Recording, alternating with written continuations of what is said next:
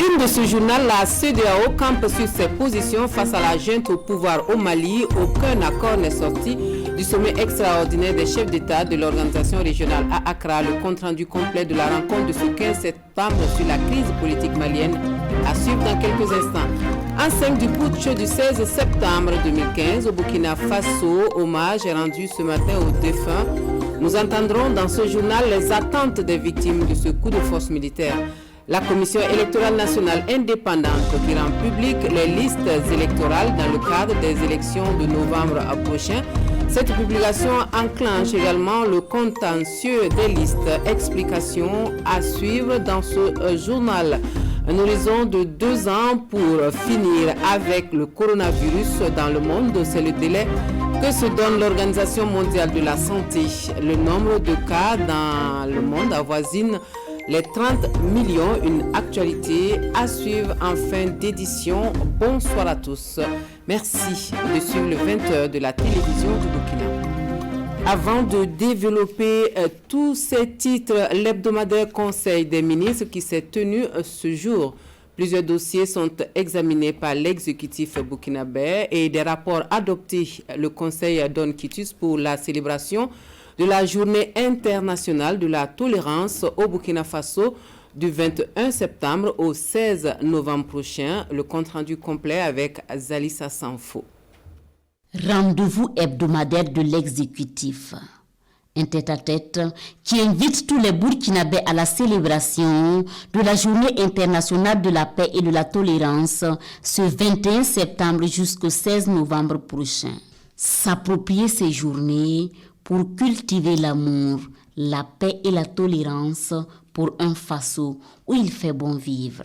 Le lancement de ces journées est prévu dans la région du Centre-Nord sur le thème « Prévention de la stigmatisation et du repli identitaire des communautés, quelle synergie d'action en faveur de la cohésion sociale et du vivre ensemble harmonieux ». Le thème d'ailleurs nous interpelle sur les efforts que nous devons faire dans notre pays pour ne pas stigmatiser des catégories de citoyens et non plus aussi pour ne pas procéder à une sorte de repli identitaire. Autre rendez-vous évoqué ici, mais cette fois-ci manqué, c'est la rencontre secteur privé-État.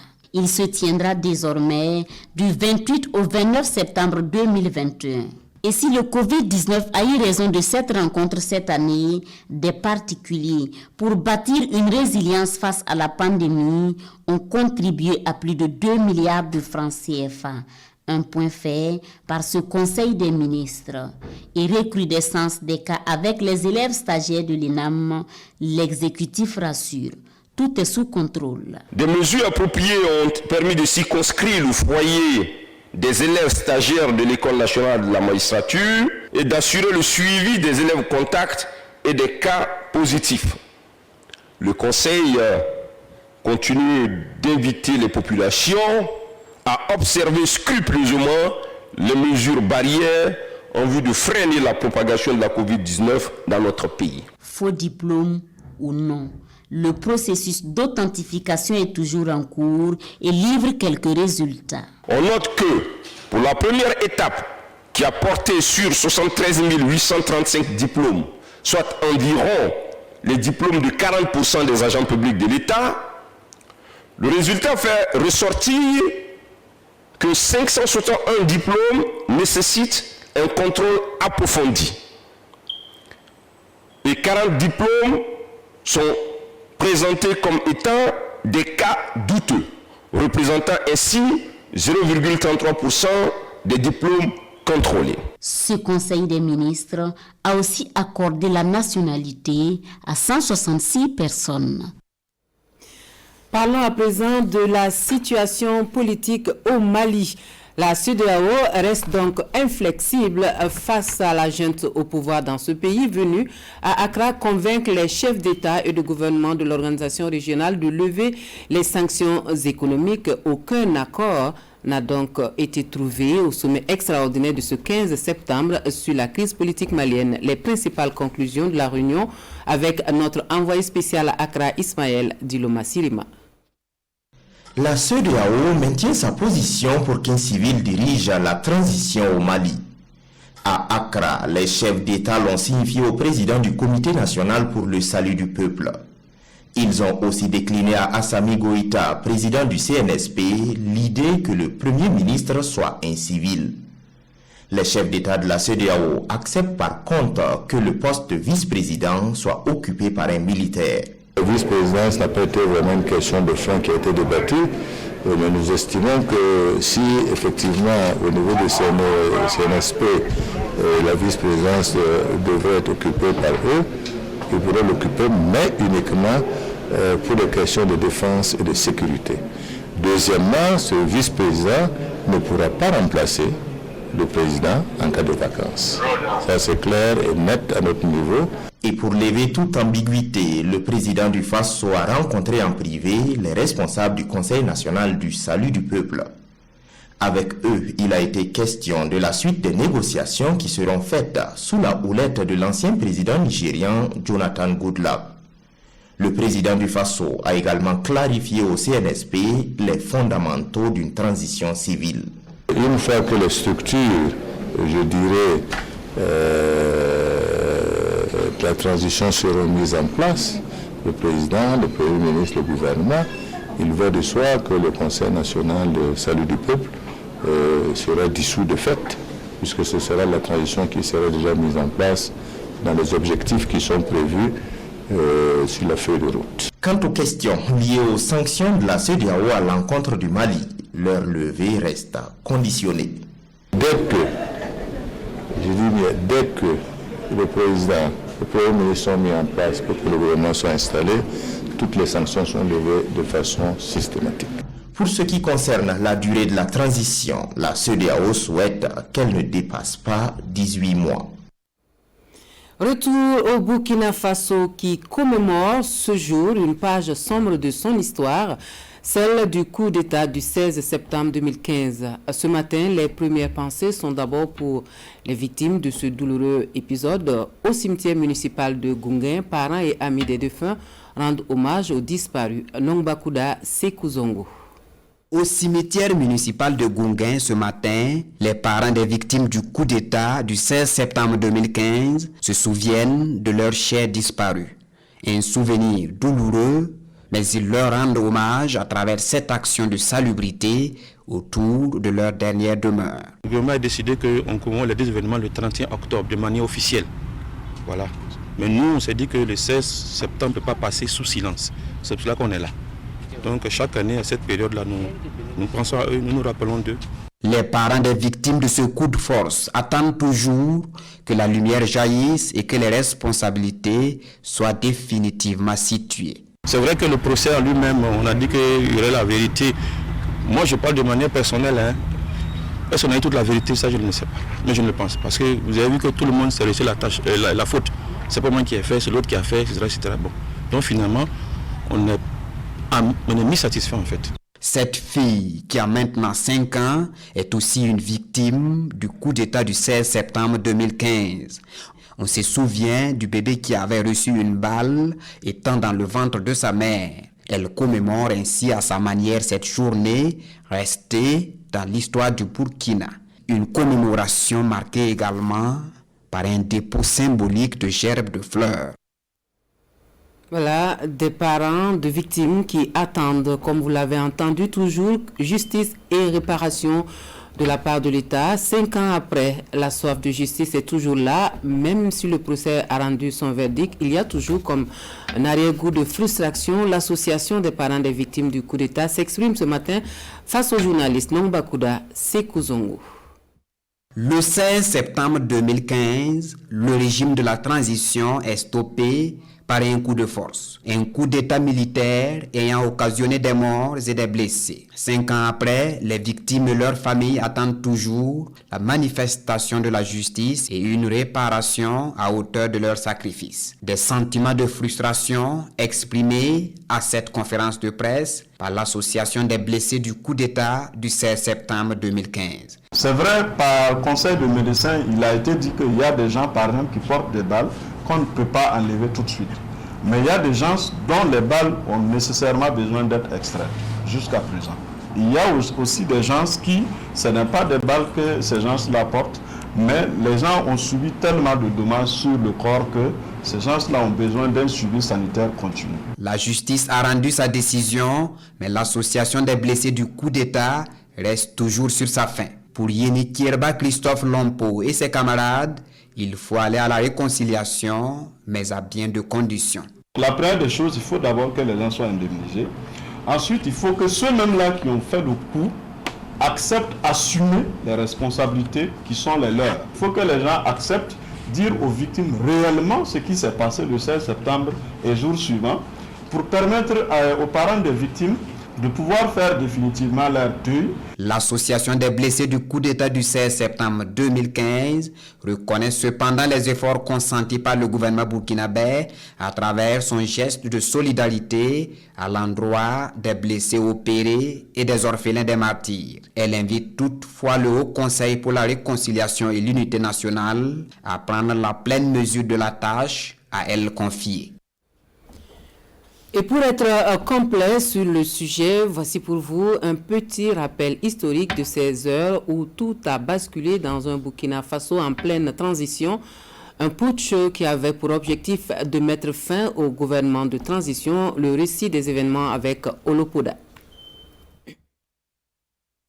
16 septembre 2015, l'hebdomadaire Conseil des ministres de ce mercredi vient d'être interrompu au palais de Kosiam. C'est un coup d'arrêt à la transition menée par le président Michel Kafando après la chute de Blaise Compaoré. Alors que le pays se prépare à des scrutins présidentiels et législatifs le 11 octobre, la mauvaise nouvelle se répand dans les rues de Ouagadougou. À la manœuvre, une fois de plus, le régiment de sécurité présidentielle. Une partie de l'exécutif, dont le président de la transition, Michel Kafando, son premier ministre Isaac Zida et deux de ses ministres sont séquestrés au palais. C'est le suspense et l'incertitude jusqu'à ce 17 septembre. Le coup d'État est consommé. Le président de la transition est démis de ses fonctions.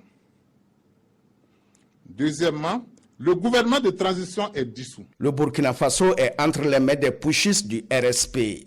Le général Gilbert Diendéré vient de prendre le pouvoir par la force. Les putschistes mettent en place le Conseil national pour la démocratie, décrète un couvre-feu de 19h à 6h du matin et ordonne la fermeture des frontières terrestres et aériennes jusqu'à nouvel ordre. Passé des moments de stupeur et d'incertitude, la résistance s'organise. Des centaines de personnes envahissent les rues de la capitale et des autres grandes villes à l'appel de la société civile pour faire échec au coup d'État. La tension monte, des barricades sont dressées, les patrouilles du RSP sont harcelées par des manifestants prêts à tout pour remettre la transition en selle. Course-poursuite, bastonnade, destruction des biens publics et privés, tir à balles réelles, le Burkina Faso est au bord du chaos. Pendant ce temps, la communauté internationale se mobilise et la diplomatie se met en branle. Les négociateurs rencontrent le président du CND. Le premier, Macky Sall, le président sénégalais, est là en tant que président de la CEDEAO. Le second, Yahi Boni, le président béninois et médiateur de l'organisation ouest-africaine, leur mission, parvenir à une sortie de crise. Nous sommes le 18 septembre 2015. Les émissaires de l'organisation sous-régionale parviennent à rétablir le dialogue après des négociations avec le président de la transition, le général Gilbert Diendéré, les soldats du régiment à l'origine du putsch, les acteurs politiques et les organisations de la société civile. À la sortie des négociations, Yahi Boni, médiateur de la CEDEAO, affirme le 19 septembre 2015 qu'une sortie de crise est en vue. Des propos qui ne vont pas rassurer bon nombre de Burkinabés qui redoutent une solution qui consacrerait la prise de pouvoir du général putschiste. Dès lors, la colère de la rue s'intensifie et la lutte se durcit. Les syndicalistes entrent dans le jeu. La Confédération générale des travailleurs du Burkina décrète une grève illimitée. Au regard de la gravité de la situation, les officiers des différentes garnisons du pays décident de prendre leurs responsabilités et d'affronter le RSP. C'est ainsi que le 21 septembre, la majorité des unités militaires de l'intérieur du pays convergent vers la capitale. L'affrontement entre l'armée dite régulière et les putschistes paraît inévitable. La médiation s'accentue et le Morona Babango est sollicité pour recevoir les deux camps. Un accord est trouvé, le général putschiste et ses hommes déposent les armes, la transition reprend son cours pour conduire le pays vers des élections. Depuis ma prise de fonction, je n'ai eu de cesse de privilégier le dialogue entre toutes les forces vives de la nation, afin de préserver la paix sociale et en vue d'aller aux élections qui demeurent l'objectif primordial de la transition. Je déplore dans un premier temps les différentes victimes. Il y a eu des victimes, il y a eu des blessés. Ça, c'est mon très grand regret. Il y a eu des dégâts matériels. C'est un très grand regret pour moi. Je crois que nous avons tiré les leçons. Bilan de cet épisode douloureux, 14 morts, des dizaines de blessés et de nombreux dégâts. Et les choses ont bien évolué depuis et le Burkina Faso peut organiser des élections libres et transparentes au nom de la démocratie. Parlons à présent de celles à venir avec ce pas important franchi par la CENI. La Commission électorale nationale indépendante rend publiques les listes électorales dans le cadre donc des élections de novembre 2020. Une publication qui permet d'ouvrir le contentieux. Qu'est-ce à dire? Élément d'explication avec Omar Zombri. C'est désormais possible de vérifier la présence des électeurs sur la liste électorale nationale. Avec la publication de cette liste provisoire, les enrôlés pourront, s'ils le veulent, consulter la liste de façon physique dans leurs différentes circonscriptions ou tout simplement en ligne sur le site de la Commission électorale nationale indépendante. Et pour ceux qui souhaiteront consulter en ligne, il faut inscrire le numéro au dos de la carte, suivre les étapes et lancer la recherche. Selon un protocole très précis, la région, la province, la commune, le secteur et le bureau de vote, vous allez donc voir afficher devant vous la liste électorale du bureau de vote en question. Sauf que sur Internet, en raison évidemment de l'obligation de respecter les données personnelles, vous ne verrez pas de photo. Mais vous allez avoir les données alphanumériques de chaque électeur inscrit. Cependant, vous pouvez aussi aller au siège de votre démembrement, la CECI, la CIA, la CIAM quand vous êtes à l'étranger ou la CIEC quand vous êtes dans un consulat, pour également voir donc afficher la liste de façon physique. Ils sont au total 6 492 026 potentiels électeurs à être inscrits sur la liste électorale. Pour ceux qui n'auront pas leur nom sur cette liste provisoire ou en cas de problème, un recours est encore possible. Vous pouvez vérifier si vous êtes un électeur, si une autre personne, une tierce personne est inscrite ou pas. Vous pouvez aussi élever recours contre l'inscription de quelqu'un d'autre. Mais la loi dit qu'en ce moment-là, vous devez forcément être électeur. Ensuite, il faut que vous écriviez le recours. C'est-à-dire que ça ne peut pas être verbal. Il faut que vous y ajoutez les raisons pour lesquelles, évidemment, vous faites le recours. En cas de recours, la CENI fera appel au plaignant et procédera obligatoirement à une confrontation. Si le plaignant n'est pas satisfait, il peut encore faire appel de la décision de la CENI et poursuivre l'affaire au plus haut en justice. La phase du contentieux étant ainsi ouverte, la CENI dit être attentive à tout recours formulé dans les délais. La liste électorale définitive, quant à elle, sera publiée 30 jours avant le début du scrutin. Les enjeux et les défis de ces élections, objet du débat démocratique conduit par le Centre pour la gouvernance démocratique ce 15 septembre à Ouagadougou. 3 panélistes pour tenir le public en haleine sur les thématiques d'inclusion et de transparence. Que retenir de ce dialogue démocratique? Réponse avec Rasmane Zoundi et Fousseni Kindo. La tenue des élections de novembre prochain au Burkina Faso passait au crible de la réflexion citoyenne. Le Centre pour la gouvernance démocratique CGD a convié un public hétéroclite, en majorité des jeunes, pour des discussions autour des élections en contexte de crise, comment relever les défis de l'inclusion et de la transparence. Autour de la table de débat, 3 panélistes. Le député Ousseini Tamboura, le professeur Augustin Loada, président du MPS, le mouvement patriotique pour le salut et un ancien chercheur, Djibril Ouedraogo. Pour les 2 politiques, le professeur Loada et le député Tamboura, les élections doivent se tenir à bonne date pour satisfaire aux exigences de la démocratie au Burkina Faso, même s'il est vrai que l'opération d'enrôlement biométrique n'a pas pu couvrir tout le territoire. Il recommande en outre un plan de sécurisation du scrutin, l'inclusion et la transparence. Si ces élections ont des enjeux sécuritaires, les tenir constitue un défi démocratique et c'est le Burkina Faso qui triomphe. J'ai invité les partis politiques sur la base des constats que nous avons faits à ce que les uns et les autres s'engagent à ce qu'on appelle à s'abstenir de déstabiliser le processus électoral pour créer des crises pré- ou post-électorales. Et justement, le professeur Djibril Ouedraogo, l'autre panéliste, s'est beaucoup appesanti sur la responsabilité des acteurs, notamment la CENI, le Conseil constitutionnel, le Conseil supérieur de la communication, les partis politiques, les organisations de la société civile pour garantir des élections apaisées, inclusives et transparentes.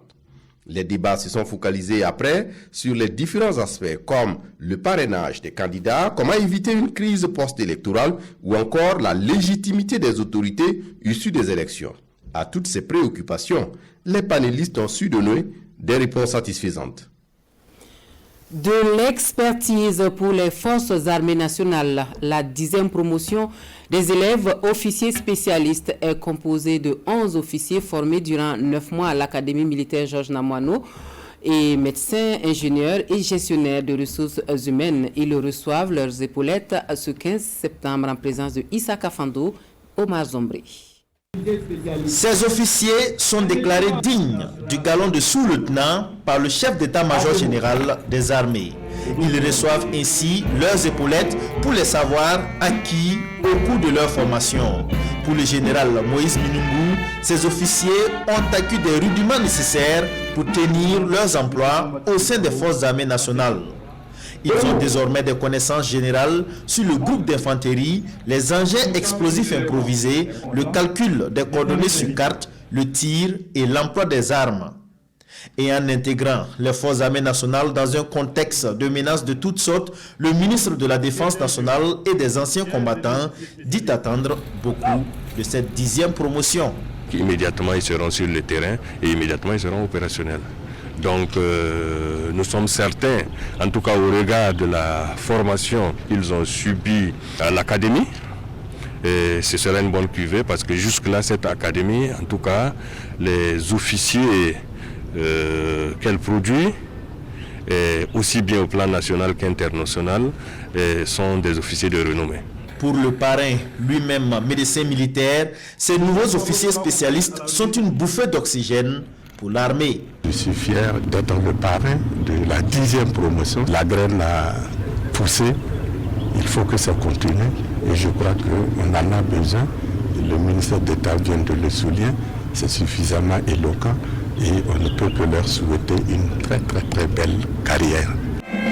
La cérémonie de sortie de promotion a pris fin par un défilé militaire. Ces officiers spécialistes sont constitués de médecins, d'ingénieurs dans divers domaines et de gestionnaires des ressources humaines. Attention à l'occupation anarchique des couloirs des lignes électriques. Un danger est si vite arrivé. C'est le message de la Société nationale d'électricité du Burkina aux populations.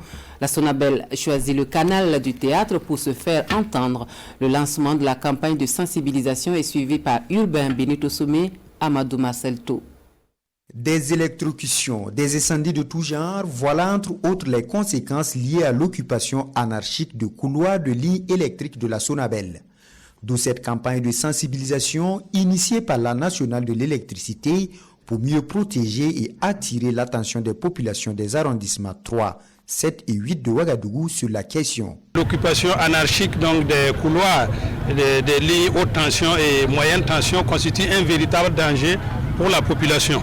Alors, il y a des recommandations qui ont été faites donc, par les techniciens qui est que pour les lignes de haute tension, qu'il y ait quand même le respect d'une distance de part et d'autre de 25 mètres et pour les moyennes tensions à peu près 15 mètres. Alors, donc, le message aujourd'hui, c'est donc de demander à la population de respecter scrupuleusement ces recommandations-là. Cette démarche qui se veut participative par le Théâtre Forum se veut par ailleurs interpellatrice, car les fautifs seront sanctionnés conformément à la loi, à en croire le directeur général de la SONABEL. Il faudra tôt ou tard que ceux qui ne sont pas vraiment prudents face à la dureté de la loi, parce que vous avez vu ici les arrondissements, les communes étaient représentées, les maires sont là, les autorités coutumières sont là. C'est un travail de tous. Après ces 3 localités pilotes, la série de campagnes de sensibilisation sur l'occupation anarchique de couloirs de lignes électriques de la SONABEL va s'étendre aux autres communes de Ouagadougou, a laissé entendre le premier responsable de la SONABEL. Nouvelle facturation de l'eau. L'Office national de l'eau et de l'assainissement donne des éclairages aux consommateurs. L'ONEA encourage le paiement des factures à temps pour éviter le cumul, source de tout désagrément. C'est ce que l'on retient des explications données aux journalistes. Plus de précisions avec Mariam Tamboura. Les plaintes des clients de l'Office national de l'eau et de l'assainissement ONEA sur les réseaux sociaux au menu de cette conférence de presse. La facturation pas comprise des usagers et le nombre de factures reçues constituent les points décriés sur les réseaux sociaux. Et à travers ce rendez-vous, l'ONEA donne ses explications. Au moment où la pandémie s'est déclarée et qu'il y a des décisions qui ont été prises pour accompagner la population, il était question de supporter les clients en termes de paiement de factures. Dans le mois d'avril, où on devrait commencer l'application de la mesure, il se trouvait que c'était les factures du mois de février qui étaient dans le portefeuille du client pour paiement. Il va sans dire que c'est sur ces factures que la gratuité a été appliquée. Le montant de la gratuité est basé sur les 8 mètres cubes de consommation du client. Ça veut dire quoi? Au-delà des 8 mètres cubes, vous supportez le reste. Ces incompréhensions, selon les responsables de la nationale de l'eau, s'expliquent par le fait que les abonnés ne se font pas une bonne lecture des éléments de facturation.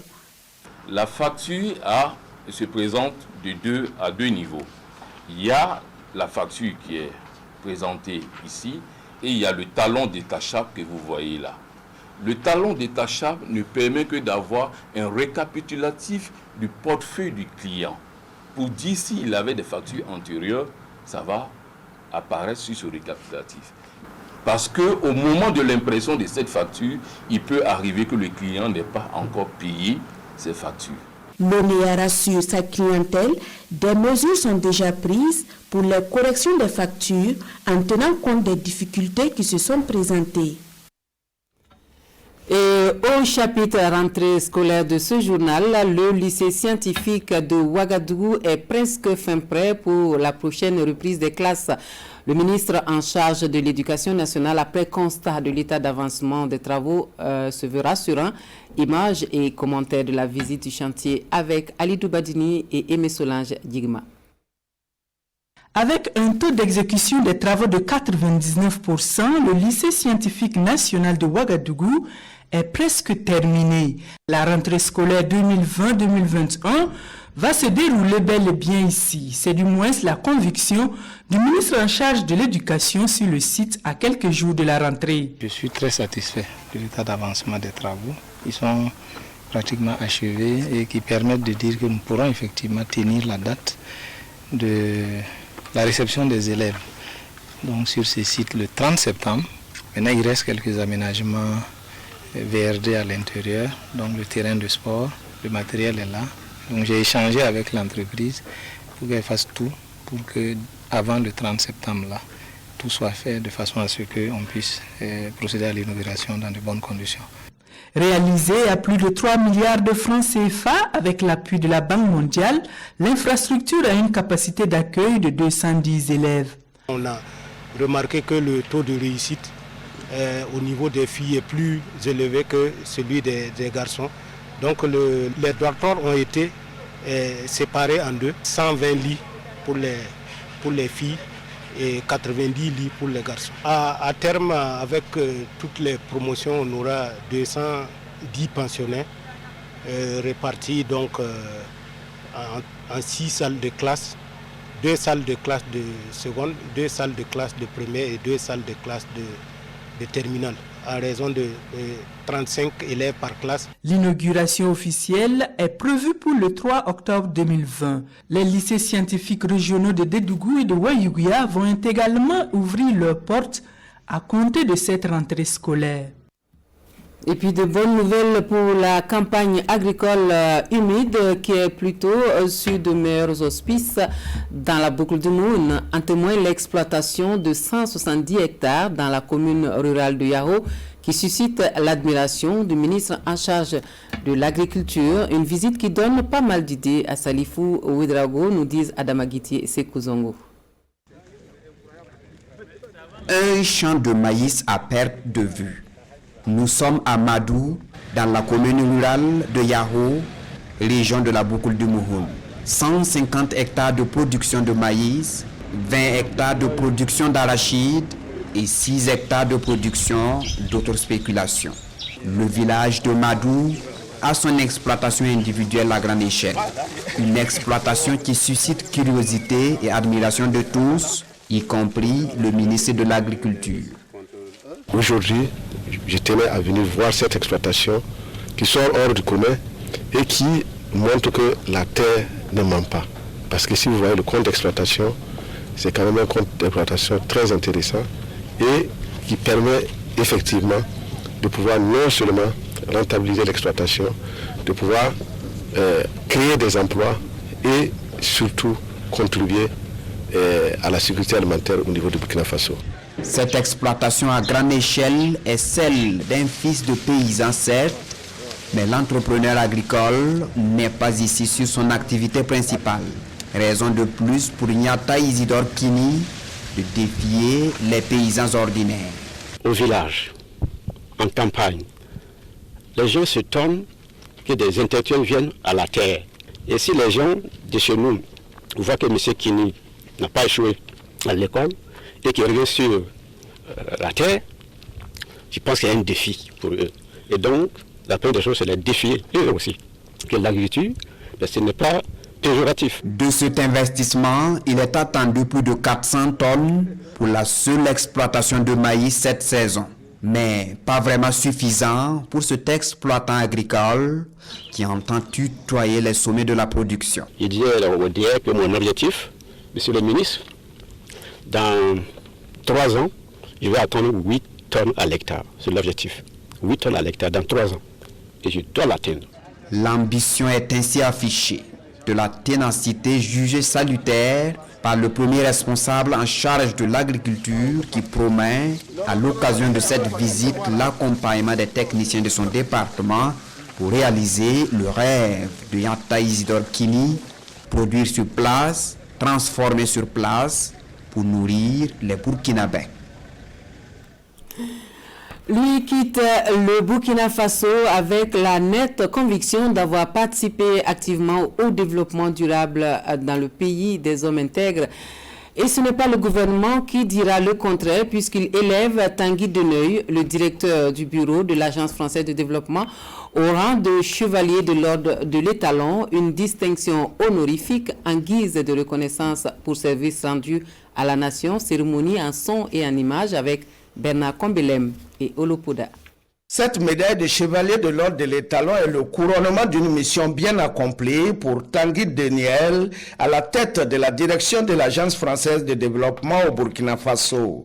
Pour le ministre Lassane Kaboré, au cours des 4 années passées au pays des hommes intègres, le diplomate français s'est illustré par son dynamisme et sa contribution exemplaire aux efforts de développement du Burkina Faso. Cette reconnaissance de la nation burkinabé pour le récipiendaire est un grand honneur qu'il dit prendre avec beaucoup d'humilité. Évidemment, le monde n'a pas imaginé la Covid et nous n'avions pas imaginé non plus l'insécurité, les défis humanitaires. Et pourtant, Malgré tout, je retiens aussi la résilience des Burkinabés face à ces nombreuses difficultés, le fait qu'on ne baisse pas les bras et qu'on essaie de trouver des solutions ensemble. L'appui et l'engagement personnel du directeur sortant ont, selon le ministre Lassane Kaboré, permis le dénouement de plusieurs dossiers en faveur du Burkina Faso. Et depuis 2016, l'intensification de la coopération entre le Burkina Faso et la France ont permis aux deux parties de convenir de la mise en œuvre de plus d'une vingtaine de projets et programmes de développement pour un volume financier d'environ 350 milliards de francs CFA. Que cette année, les 3 premiers mois, nous sommes à plus de 8 projets et programmes que nous avons signés pour un montant de 77 milliards. Et tout dernièrement, rien qu'il y a quelques jours, l'AFD a intervenu dans le volet des filets sociaux, ce qui n'était pas d'abord dans son rayon d'action initial. Partenaire depuis 1960, l'AFD soutient les programmes de développement du Burkina Faso dans les secteurs structurants pour l'économie et la société, notamment les secteurs de l'éducation, l'agriculture, l'eau, l'assainissement et le développement urbain.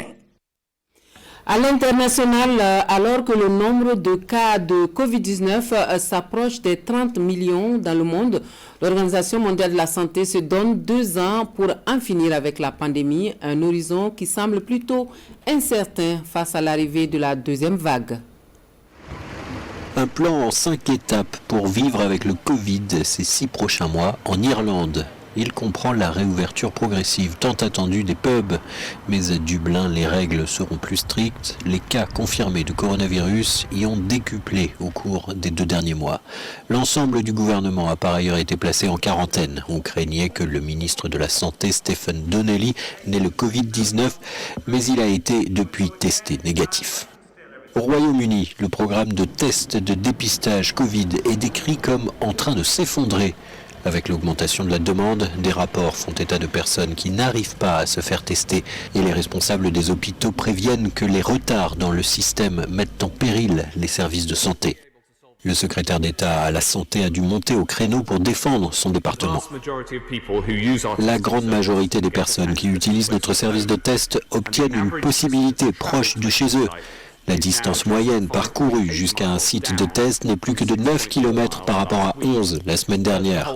Et tout le monde sait ici que nous travaillons dur pour résoudre ces défis. L'OMS parle désormais d'un horizon de 2 ans pour en finir au niveau mondial avec cette pandémie. La question de l'ouverture ou non des écoles reste en tout cas centrale dans la gestion de la maladie. Plus les écoles restent fermées longtemps, plus les conséquences sont néfastes, en particulier pour les enfants issus de milieux plus défavorisés qui, en plus d'apprendre, dépendent de l'école pour la santé, la sécurité et parfois la nutrition. En Suède, la restriction qui portait sur les visites en maison de retraite a pris fin. Le pays a été largement critiqué, notamment par ses voisins, pour n'avoir pas confiné sa population. Pourtant, la Suède n'a pas connu de résurgence de la maladie et enregistre son nombre de nouveaux cas quotidiens le plus bas depuis mars. On s'arrête ici pour les actualités dans cette édition. Merci à vous de nous avoir reçus chez vous. L'information revient à 23h dans sa dernière version avec Ismaël Diloma Sirima. Très bonne soirée à tous.